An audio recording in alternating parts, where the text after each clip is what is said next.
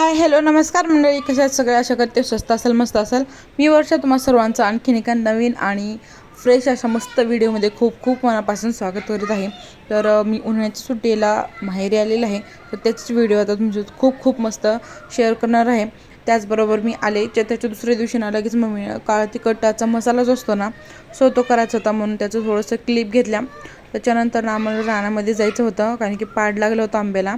त्याच्यामुळे मी रानामध्ये गेले.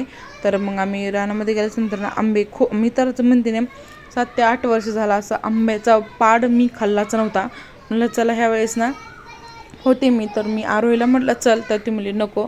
मग ती घरी बसली आणि मी रानात आले. तर ह्याच्या अगोदर ना मी रानातला एक व्हिडिओ शूट केला, पण काही कारणास्तव मला मी एडिट केला, पण डिलीट झाला नंतर गॅलरीमधून. म्हणून फुल व्हिडिओ नंतर मी तुमच्यासोबत कधीतरी शेअर करेल.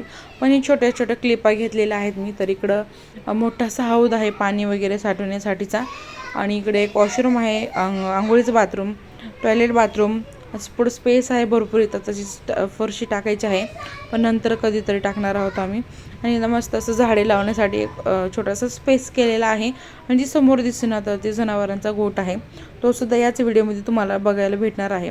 तर ही ना मी दिवाळीमध्ये हिच्यासोबत एक फोटो काढला होता, आणि इथंच वसुबारस दिवशी ना मी व्हिडिओसुद्धा टाकला होता या छोट्याशा पिल्लाचा. तर ती एवढी मोठी झालेली आहे, आणि बघ तर कशी क्यूट अशी बघत होती. आणि दुसरं पिल्लू झालेलं आहे, 8 दिवस झालेला आहे. तर किती मस्त आहे, पांढरं शुभ्र वगैरे. आणि ना त्यांना कोणत्याही प्राण्याला आपण जर माया वगैरे केली ना, तर ते आपलेसे होऊन जातात. आणि त्याच मी जवळ घेतलं त्यांना. तर तिला वाटतं मी काहीतरी खायला आणलं आहे काय की, पण मी तिला खायला वगैरे काही दिलं नव्हतं. मी त्याच्यावर जस्ट असा हात फिरवत होते. त्याच्यामुळे ती लगेच अशी दे दे दे असं म्हणत होती. तर मी तुम्हाला तर लांबून पण दाखवते, अगोदर केवढूच नाही दिसत होती, आता केवढी मोठी दिसते. तर मी त्यांना बाय केलं. नंतर मग थोडंसं पुढं आले, तर असं पूर्ण असं कंपाऊंड करून घेतलेलं आहे, पूर्ण असं गोठ्याच्या साईडनं समोरून. आणि ह्या छोट्या गाया होत्या 4, आता किती मोठमोठ्या झालेल्या आहेत. तर एक आणखीन पिल्लू देणार आहे गाई, म्हणजे वासरू. आणि 3चं ऑलरेडी आहे. आणि तर पाणी वगैरे पिण्यासाठी त्यांना मोठंसं.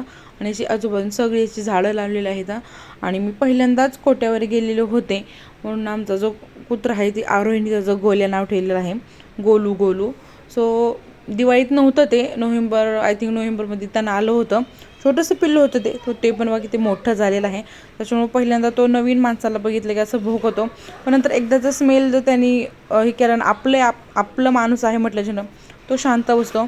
अंजिराला तुम्ही बघू शकता किती खूप मस्त अंजीर आलेले आहेत. आणि सगळं जे आहे तसं गांडूळ खत टाकलेलं आहे, सेंद्रिय खतावरच सगळे झाडं आहेत ना.